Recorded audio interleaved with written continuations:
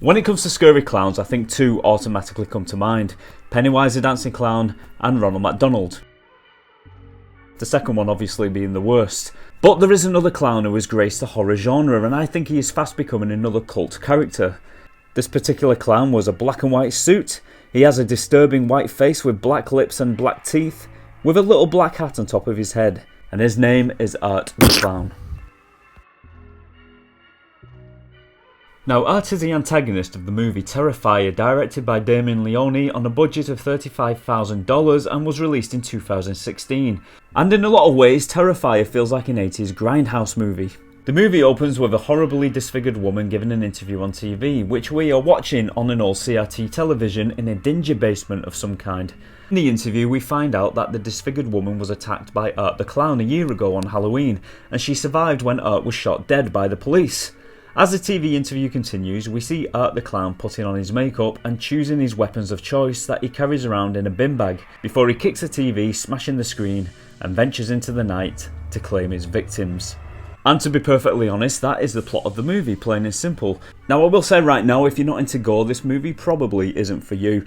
The kills are very, very disturbing, and like I said, very, very gory. It's almost as though, well, it is as though the characters are just introduced to be killed off. Don't root for any of the characters in this film to survive, because it's not that kind of movie. I don't think there's one kill in this movie that isn't disturbing, and every single kill in this movie is intended to shock you, so be prepared. There is one particular scene in the movie, and I'm sure that if you've seen it, you will agree with me, it's probably the worst. It involves a scene where a woman is being hung upside down by her legs as Art the Clown saws her in half, and believe me, there is a lot more detail to that scene that I could have included, but have chosen not to. And the man behind the mask is David Howard Thornton, who really does a fantastic job at portraying Art the Clown in a really unnerving way, especially when you compare it to some of the other clowns that have come and gone over the years. Another reason I think David Howard Thornton did a fantastic job with this character is because Art the Clown does not speak. He is a mime clown. He is deadly silent throughout the movie, so David Howard Thornton had to think of other ways to bring the character to life, with the way he moves and the way he looks at his prey and the way he plays with his kills. Saying that, one of my favourite scenes in the movie isn't actually a gory scene. It's a scene where Art the Clown is sat in a cafe staring down one of his later victims. And it's really unsettling the way David Howard Thornton presented himself in this scene.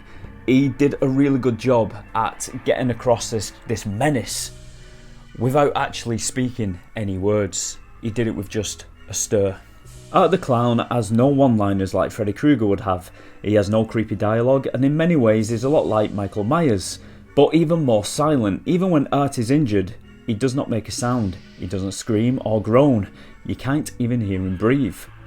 But unlike Michael Myers, Art the Clown is somewhat more comical when it comes to his movements, his expressions, his mannerisms. He's somewhat more theatrical when it comes to his kills. And this killer clown horror movie does not hold back in any way. When the blood flows, it flows in buckets, and with each kill that Art the Clown carries out, the next one always seems to be more disturbing than the last. And this movie is a low budget movie, and I think in many ways it does show, but I think it also adds to the charm of the movie.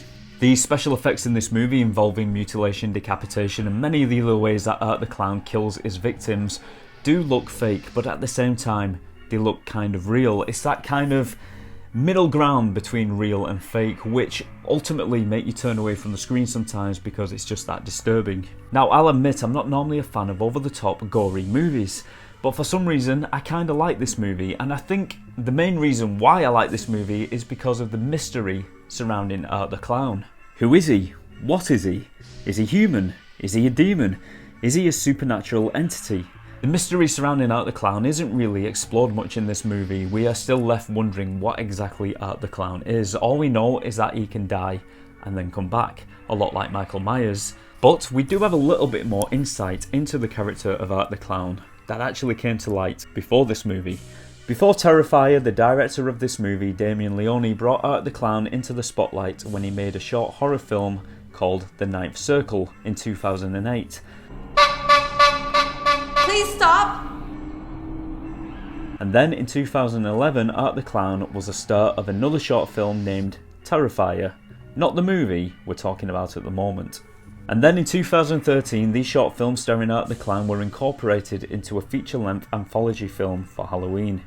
And that film was called All Hallows Eve, And in this movie, Art the Clown was played by actor Mike Gianelli, who stepped away from the role after this film. And he did play Art the Clown really well, and he did have a slightly different look compared to the version of Art the Clown we know now, played by David Howard Thornton, but the menace of the character is still there. Now, we've seen that the critics of this film either love the film or hate it. There doesn't seem to be a middle ground. And I think the main reason for that is because of the lack of the story and the lack of explanation for who Art the Clown is. But sometimes I think that works in the favour of the horror film. I think if the character is a mystery, then it kind of works better. It's once you start unravelling that mystery that the character seems to be less interesting somehow. Like I said, this movie is just a series of brutal kills, one after the other, and those kills are very disturbing and relentless, and like I said, you will be disappointed if you are rooting for the victims of this movie to survive. It's not the kind of story that has a Laurie Strode from Halloween or a Nancy Thompson from Nightmare on Elm Street who go up against a killer and survive by the end of the film. It is simply an exploitation horror movie, and the kills come fast and often. But it kind of works, and I do like this movie, and I believe it is perfect for a dark Halloween night. Especially if you're looking for a horror movie that will terrify you, keep you on the edge of your seat and utterly disgusted for 86 minutes long. If that's what you're looking for, Terrifier is perfect for you.